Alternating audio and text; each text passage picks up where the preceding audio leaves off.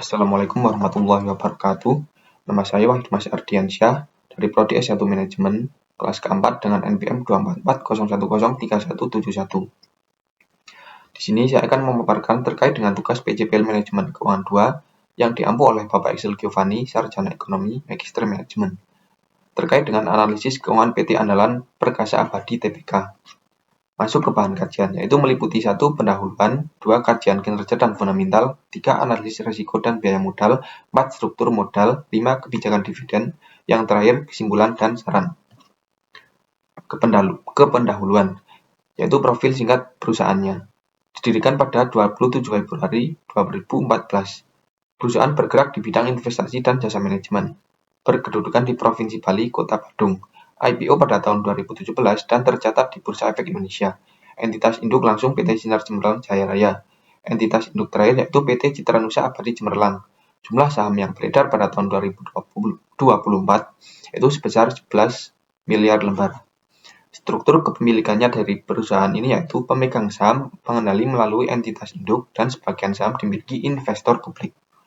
Lalu dari tabel kinerja operasional. Pada indikator NOWC 2023 ke tahun 2024 yaitu mengalami tren turun. Begitu juga TOC. Tetapi sebaliknya NOPAT pada tahun 2023 ke 2024 mengalami peningkatan atau naik. Dikatakan modal kerja operasional dan total modal operasi menurun, tetapi laba operasional setelah pajak meningkat.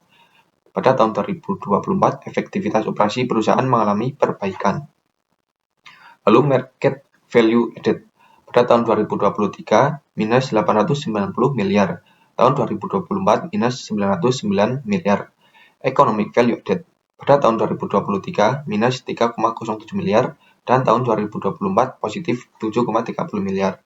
Dikatakan bahwa MVA masih negatif, sehingga pasar belum menilai perusahaan melebihi modal yang ditanamkan. Juga EVA berubah dari negatif menjadi positif. Perusahaan mulai mampu menciptakan nilai tambah ekonomi pada tahun 2024. Dari tabel profitabilitas, rasio 2023 ke 2024 mengalami peningkatan semua. Dikatakan seluruh rasio profitabilitas meningkat. Kemampuan menghasilkan laba dari aset dan modal semakin baik, margin operasional tetap kuat. Resiko dari perusahaan. Resiko operasi relatif masih terkendali. Arus kas operasional menunjukkan stabilitas. Resiko pasar dianalisis menggunakan pendekatan CIPM. Lalu biaya modal, WICC perusahaan sekitar 11%. Dikatakan tingkat biaya modal masih dapat ditanggung perusahaan. Kenaikan IVA menunjukkan return operasi telah melampaui biaya modal pada tahun 2024. Analisis pendanaan. Struktur pendanaan didominasi oleh modal sendiri, ketergantungan terhadap utang relatif rendah. Risiko finansial perusahaan lebih terkendali. Kesesuaian teori. Cenderung sesuai dengan pecking order teori, perusahaan lebih mengutamakan sumber dana internal dibandingkan penambahan utang. Lalu analisis dividen. Perusahaan tetap mempertimbangkan kemampuan laba dan kebutuhan investasi kebijakan. Dividen menjadi sinyal kondisi keuangan perusahaan. Signaling teori. Pembayaran dividen dapat menjadi sinyal positif bagi investor. Kinerja laba yang meningkat mendukung prospek pembagian dividen yang lebih baik. Implikasinya, berpotensi meningkatkan kepercayaan investor, mendukung peningkatan nilai perusahaan dalam jangka panjang. Terakhir yaitu kesimpulan dan saran. NOPAT dan profitabilitas meningkat pada tahun 2024. EVA berubah menjadi positif sehingga perusahaan berhasil menciptakan nilai ekonomi. MVA masih negatif sehingga persepsi pasar perlu ditingkatkan. Lalu struktur modal relatif sehat dengan dominasi modal sendiri.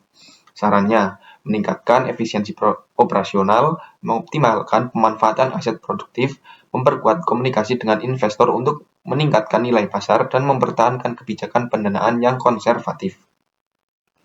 Berikut yaitu merupakan pemaparan dari saya. Mohon maaf apabila ada tutur kata dan kalimat yang kurang dipahami.